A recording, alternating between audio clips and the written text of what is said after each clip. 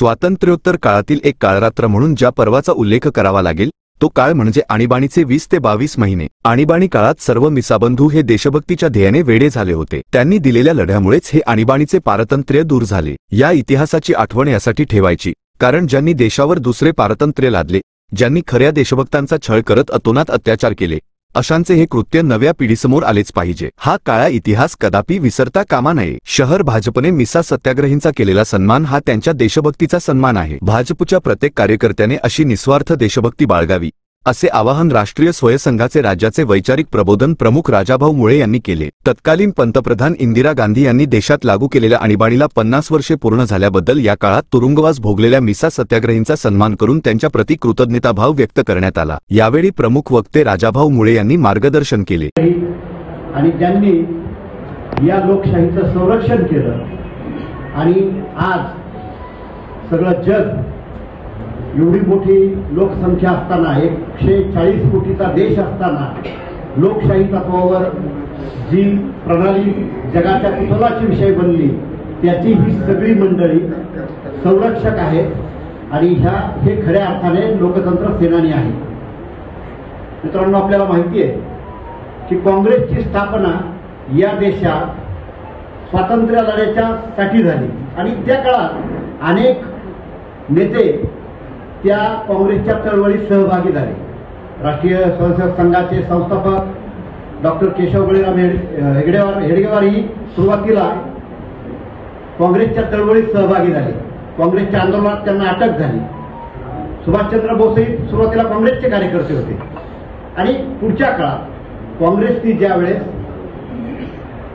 साधारणतः काही धर्मांध शक्तींचं लांबून चालून करायला सुरुवात केल्यानंतर 2 मतप्रवाह काँग्रेसमध्ये तयार झाले आणि जहाल मतवादी आणि मवाळ मतवादी किंवा उदार मतवादी अशा स्वरूपाने जे पुढच्या काळात आपल्याला सगळे सेक्युलर वाद घेऊन जे कातडं पांघरून पुढे आले अशी मंडळी त्या काळात त्या सगळ्या चळवळीत पुढे आली आणि सरकार आल्यानंतर काँग्रेसनी साधारणतः ही इंग्रज या देशातनं गेले आणि इंग्रजी वृत्ती असलेलं सरकार या देशावर आलं आणि या सरकारने या देशाला जी घटना मिळाली, जी लोकशाही मिळाली, तिची पायमल्ली करत 25 जून 1975 रोजी या देशात त्यावेळेच्या पंतप्रधान इंदिरा गांधींनी आणीबाणी घोषित केली आणि तो जो काळ होता, तो जो काळा दिवस होता, त्या दिवशी लाखो कार्यकर्त्यांना देशभरात अटक झाली।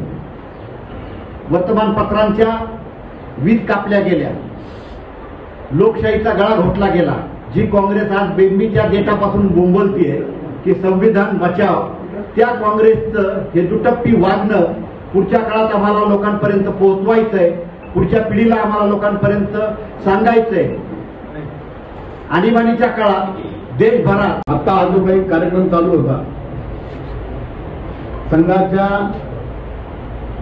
आणीबाणीनंतर ताबडतोब संघाचे ज्येष्ठ कार्यकर्ते आणि जनसंघाचे कार्यकर्ते KR मलकानी यांनी संघावरती पहिल्यांदा पुस्तक लिहिलं, दी RSS स्टोरी म्हणून, आणि त्या RSS स्टोरीमध्ये पहिल्यांदा 2 पत्त्यांच्या ओळी लिहिलेल्या आहेत। वृत्तपत्र में नाम छपेगा या पहनूंगे स्वागत समूहा, वृत्तपत्र में नाम छपेगा या पहनूंगे स्वागत समूहा, छोड़ चलो यह शूद्र भावना हिंदू राष्ट्र के तारण। हे जे कुणी इथं बसलेले आहेत, ज्यांचा तुम्ही सत्कार केला, आपण सत्कार केला, ज्यांना फुलांचे वर्षाव केला, यांनी जेव्हा पहिलं पाऊल टाकलं या सगळ्या कंठकाकीर्ण मार्गावर, तेव्हा ही अपेक्षा नव्हती की उद्या त्यांच्यावरती कोणी फुलांचा वर्षाव करा। ठरलो तरी जगी आज आम्ही वेडे, उद्या जगे गाईल आमचे पोवाडे, हे आत्मविश्वास संघाच्या नेतृत्वाने त्यावेळेस संघाच्या सामान्यातल्या सामान्य सहयोगाला दिलेला होता आणि ते पोवाडे गायले जातील आणि ते पोवाडे आमच्या कानापर्यंत पोहोचतील ही पण अपेक्षा नव्हती। त्यामुळे त्यावेळेस वेडे वेडे म्हणून ज्यांना संबोधलं गेलं त्यांनीच या देशाच्या स्वातंत्र्यानंतरचा इतिहास लिहिलाय। हे सत्य आपल्याला स्वीकारावं लागेल आणि ते सत्य लोकांना सांगावे लागेल। देशाच्या स्वातंत्र्याच्या बलिदानाच्या गोष्टी खूप जण बोलतात की स्वातंत्र्यासाठी यांनी बलिदान केलं, त्यांनी बलिदान केलं आणि ते खरंच आहे, पण त्यावेळी आता गोष्ट अशी घडली कि बिना साबरमती के संत तूने कर दिया कमाल, दे दी हमें आजादी बिना शस्त्र बिना ढाल. हे एक अत्यंत खोटं वाक्य आमच्यावरती वर्षानुवर्ष लागले. कारण या वाक्यातून काँग्रेसची राजकीय कारकीर्द बहरणार होती. रिपोर्ट आमच्यावर पोहोचवता असं काही नव्हतं. राष्ट्रीय स्वयंसेवक संघाची शाखा ही बंद पडलेली आहे आणि ती पुन्हा सुरू झाली पाहिजे या ईर्षेने ही सगळी तरुण मंडळी त्या काळात बाहेर पडलेली आहे. दोन गोष्टी निश्चितपणाने घडलेल्या आहेत की डायरेक्टली किंवा इनडायरेक्टली कल्पना नसताना का होईना, परंतु एका पाशवी शक्तीचा या सगळ्या राष्ट्रीय प्रवृत्तींनी त्या काळामध्ये मोठा पराभव केला आणि आज आपल्याला जे वैभव. यावेळी शहर जिल्हाध्यक्ष अनिल मोहिते, माजी अध्यक्ष महेंद्र गंधे, ज्येष्ठ मिसाबंदी सत्याग्रही कांतीलाल सुराणा, नरेंद्र कुलकर्णी, नंदू जोशी, मोहन नातू आदी व्यासपीठावर उपस्थित होते. यावेळी शहरातील 27 मिसाबंदी सत्याग्रही व हयात नसलेल्यांच्या नातेवाईकांचा सन्मान करण्यात आला. भारतमातेच्या जय जयकारात सर्वांवर पुष्पवृष्टी करण्यात आली. या पुष्पवृष्टी व सन्मानाने सर्व मिसाबंदी सत्याग्रही भारावले. यावेळी मोठ्या संख्येने उपस्थित शहरातील भाजपच्या पदाधिकाऱ्यांनी दंडाला काळ्या फिती लावून आणीबाणीचा निषेध केला.